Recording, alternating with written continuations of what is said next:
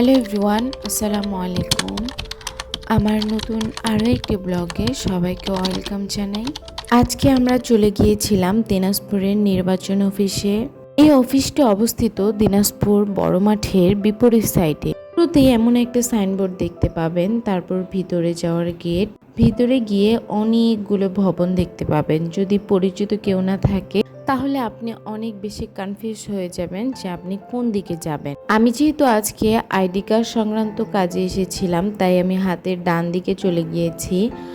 আর বেশ কয়েকবারই আমি এখানে এসেছি, তাই একটু পরিচিত হয়ে গিয়েছে এই জায়গাটার সাথে। দিনাজপুর শহরটা আমার কাছে খুবই ভালো লাগে, কারণ চলাচল করার ক্ষেত্রে বাসের প্রয়োজন হয় না, আবার রাস্তায় তেমন একটা জ্যামও হয় না।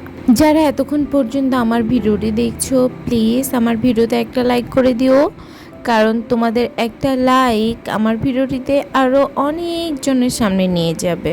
আর যদি বেশি ভালো লেগে থাকে তাহলে সাবস্ক্রাইব করে দিতে পারো। কথা বলতে বলতে আমি নির্বাচন অফিসের সামনেই চলে এসেছি প্রায়। আর এটাই নির্বাচন অফিস। এদিকে বৃষ্টি আসছিল, এই জন্য আমরা তাড়াতাড়ি করে ভিতরে যাচ্ছি। নির্বাচন অফিসে ঢুকি প্রথমে সিঁড়ির নিচের লোকদের সাথে আপনি যোগাযোগ করবেন। আপনি কেন গিয়েছেন তা তাদেরকে জানাবেন, তারাই আপনাকে সব শিখিয়ে দিবে যে আপনার কি করা উচিত।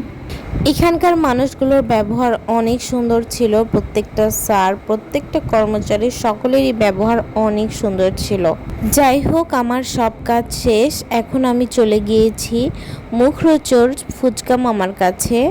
বড় মাঠে যাব আর ফুচকা খাবো না তা কি কখনো হয়? এখানে অনেক অনেক ফুচকার দোকান, বাট এই মামার ফুচকাটা আমার কাছে অনেক বেশি ভালো লাগে, তাই আমি এখানে বসে পড়েছিলাম। আর এই যে এটাই হলো আমাদের বড় মাঠ। এই ঈদগাহে অনেক মানুষ নামাজ পড়তে পারে। এই মাঠটা অনেক বড়। ছবিতে কতটুকু বোঝা যাচ্ছে আমি জানি না, বাট সত্যি এই মাঠটা অনেক বড়। মাঠের সাইডে এভাবে মানুষের হাঁটার জন্য সুব্যবস্থা রয়েছে। এখানে সকালে বিকেলে মানুষ হাঁটতে আসে। তো আজকের ভিডিওটা এখানে শেষ করছি। সবাই ভালো থাকবেন, সুস্থ থাকবেন, আমাদের জন্য দোয়া করবেন। আসসালামু আলাইকুম।